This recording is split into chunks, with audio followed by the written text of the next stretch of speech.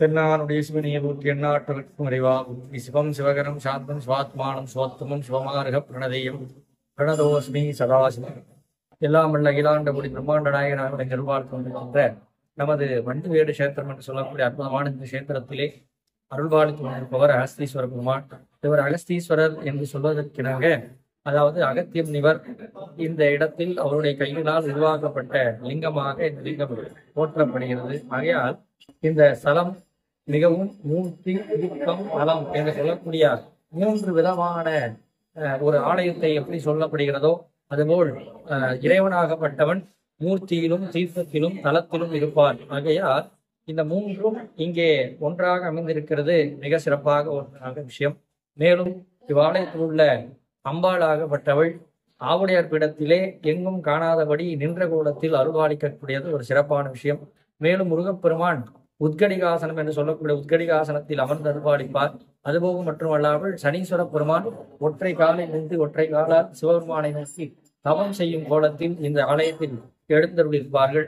மேலும் இந்த சனி பகவானாகப்பட்டவர் அவருடைய விருட்சம் என்று சொல்லக்கூடிய வன்னி மர விருட்சத்திலே அருள்பாலிப்பது மிகவும் சிறப்பாக சொல்லப்படுகிறது.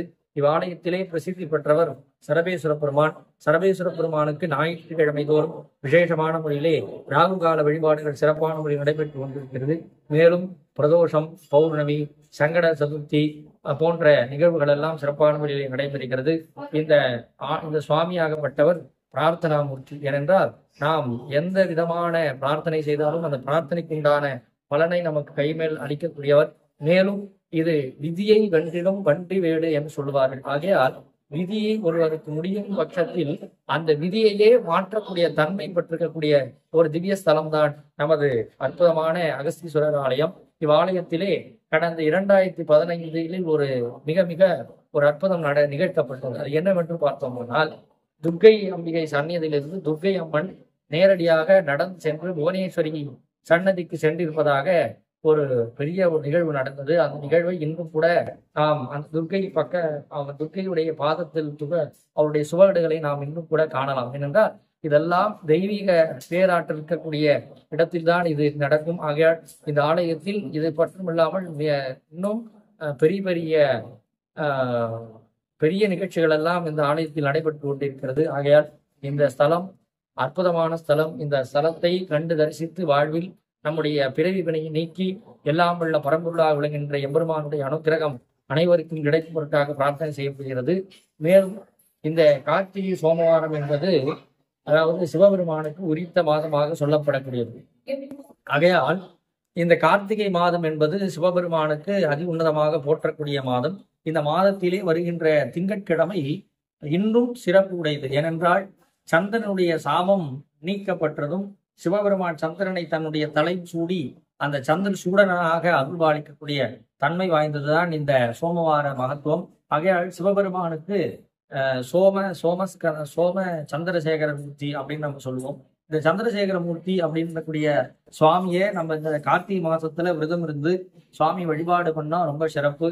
ஆகையினால நமது இந்த சப்த சடாரண்ய ஸ்தல அமைப்பாளர்கள் அனைவர்களும் ஒன்று சேர்ந்து இங்கே 7 ஆலைகள் அமைக்கப்பட்டிருக்கிறது. அதாவது காஞ்சிபுரத்தில் சிவபெருமானுக்கும் அம்மியைக்கும் திருமணம் நடைபெறும் தருணத்திலே அந்த சப்த ரிஷிகளும் அந்த திருமணத்தை காண்பதற்காக வருகிறார்கள்.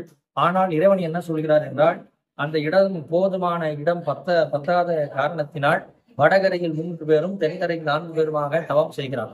அப்படி உருவாக்கப்பட்டதுதான் இந்த ஷடாரண்ய ஸ்தலம் என்று சொல்லக்கூடிய வன்னிவேட்டில் அகஸ்தீஸ்வர பெருமான், வேப்பூரில் வசிஷ்டேஸ்வர பெருமான், காரையில் கௌதமேஸ்வரர், அவரக்கரையில் காசிபேஸ்வரர், புதுப்பாடியில் பரத்வாஜேஸ்வரர், விசாரத்தில் வால்மீகேஸ்வரர், இப்படி சப்த சட குடிமல்லூரில் அத்திரீஸ்வரர் போன்ற சிவாலயங்கள் எல்லாம் அமைக்கப்பட்டிருக்கிறது. ஆகையால் இந்த சப்த ரிஷிகளும் வழிபட்டு அவர்கள் அந்த திருமண காட்சியை அந்தந்த இடத்தில் கண்டிருக்கிறார்கள். ஆகையால் நாமும் இந்த ஷடாரண்ய ஸ்தலத்தை சுற்றி நம்முடைய வாழ்வில் உள்ள அனைத்து இடர்பாடுகளும் நீக்கி வாழ்வில் எல்லா சௌபாகியமும் நாம் பெற வேண்டும் என்றால் இந்த சப்த ஷடாரண்யத்தை நாம் ஒருமுறை தரிசனம் செய்தாலே நாம் கைலாயத்தை சென்று வந்து வழிபாடு செய்த பலனை நமக்கு அளிக்க உள்ளது. ஏனென்றால் சப்த ரிஷிகள் தான் இந்த உலகத்தை காக்கின்ற ஒரு உன்னதமான வடிவமாக போற்றப்படக்கூடியவர். ஆகையால் இந்த சப்த ரிஷிகள் வழிபாடு பண்ண இந்த ஸ்தலத்தை நமது இந்த சப்த ஷடாரண்ய சிவஸ்தலங்களில் காண்கின்ற அன்பர்கள் அனைவரும் இந்த அற்புதமான இந்த ஸ்தலங்களெல்லாம் சென்று வாழ்வில் வளங்களும் நலங்களும் பெற்று எல்லாமல் அகதீஸ்வருடைய திருவருளும் அருள்மிகு குணேஸ்வருடைய பேருளும் பெற்றும்படியாக கேட்டுக்கொள்ள முடியும். ஓம் நம சிவாய. பிரத்யட்சமாக அம்பாள் சன்னதியை நோக்கி நடந்து சென்று அவருடைய சுவடுகளை எல்லாம் நாம் இன்று தரிசித்துக் கொண்டிருக்கிறோம்.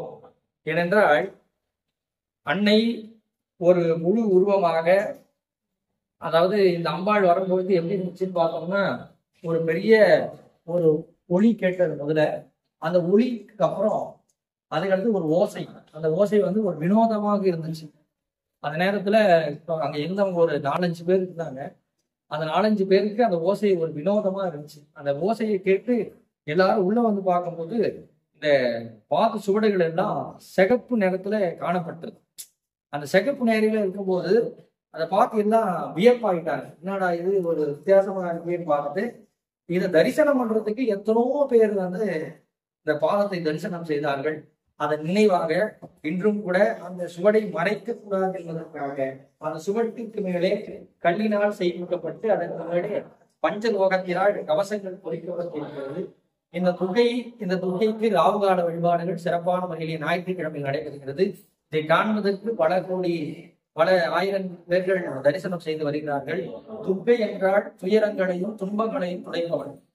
ஏனென்றால் துன்பம் இருந்தால்தான் மனிதன் அவனுடைய கஷ்டங்களினால் அமைதிப்படுகிறான். அப்ப அவனுடைய கஷ்டங்களும் அவனுடைய துன்பங்களும் ஒழித்து அவனுக்கு இன்பமான பேர்நிலையை அடையக்கூடிய தன்மை வாய்ந்ததுதான் இந்த துர்காதேவியுடைய அருளாக போற்றப்படுகிறது. ஆகையால் இந்த துர்க்கை பிரார்த்தனை தெய்வம். ஏனென்றால் இந்த துர்க்கையை கிட்ட பிரார்த்தனை பண்ணி எவ்வளவு பேருக்கு எவ்வளவு நடந்திருக்கிறது. ஆகையால் துர்க்கையுடைய கருணையினால எல்லா விதமான சௌபாகியங்களும் பெற்று எல்லா வல்ல அருள் துர்காவுடைய அனுகிரகத்தை பெற்றும்படியாக கேட்டுக்கொள்கிறோம். ஓம் சக்தி.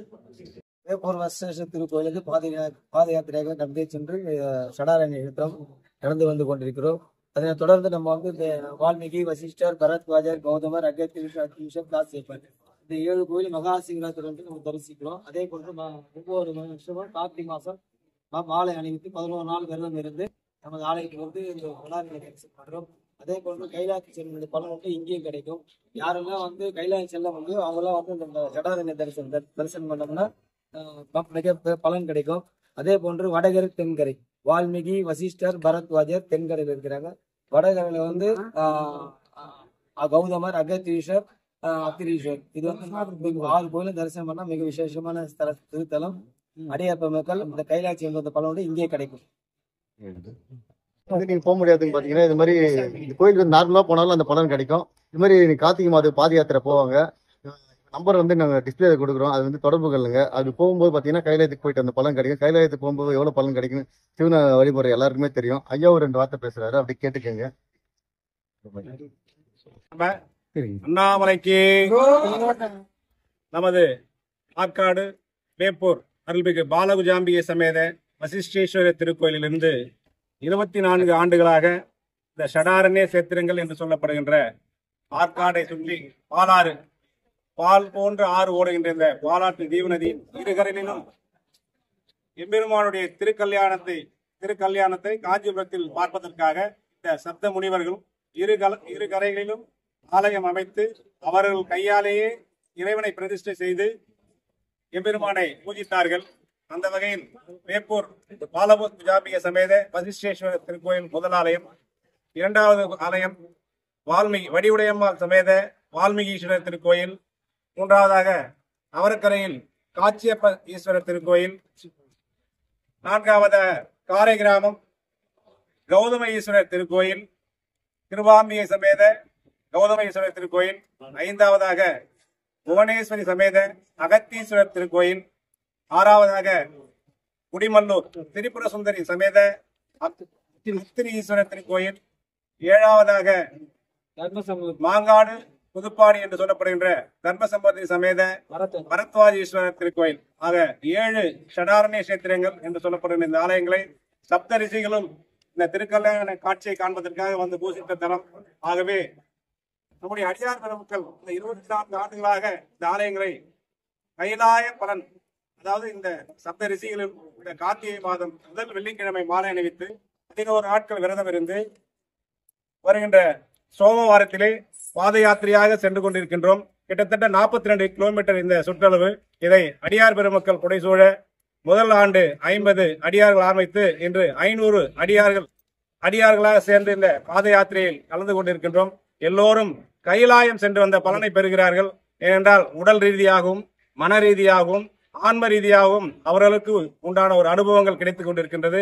திருமணம் ஆகாதவர்கள், குழந்தை பாக்கியம் இல்லாதவர்கள், நீண்ட நாட்கள் பிரச்சனைகள் உள்ளவர்கள், நோயற்ற வாழ்வு, குறைவற்ற செல்வம் பெற்று வாழ்வாங்க வாழ இந்த கைலாய அந்த யாத்திரையிலே கலந்து கொண்டு எம்பெருமானை தரிசித்து எல்லாம் வல்ல எம்பெருமான் சப்த ரிஷிகளும் நமக்கெல்லாம் அருள் பாலித்துக் கொண்டிருக்கிறார்கள். அடியார் பெருமக்கள் அனைவரும் இந்த பாத யாத்திரையில் நீங்களும் அடுத்த ஆண்டு முதல் கொண்டு இந்த வீடியோ பார்க்கும் அடியார் பெருமக்கள் இதில் கலந்து கொண்டு இந்த சப்தரிஷி ஈஸ்வரன் பெருமக்களுடைய பலன் பெற்று நீங்களும் நீண்ட ஆயுள் நிறைந்த செல்வம் பெற்று வாழ்வாங்க வாழ எம்பெருமான் அருள் புரிய இந்த நேரத்திலே நீங்கள் அடியார் திருக்கூட்டம் சார்பாக பிரார்த்தனை செய்து கொள்கிறோம். மண்ணில் நல்ல வண்ணம் வாழலாம் வைகளும் எண்ணில் நல்ல கதிக்கு யாது கண்ணில் நல்லது பெருந்தகை இருந்தது எம்பெருமானுக்கு இறங்க அடியார் பெருமக்கள் அனைத்து செல்வங்கள் பெற்று வாழ்வாங்க வாழ எம்பெருமானை பிரார்த்தனை செய்து கொள்கிறோம். இந்த பாத யாத்திரை வந்த பக்தர்களுக்கு அருள் பிரசாதமும்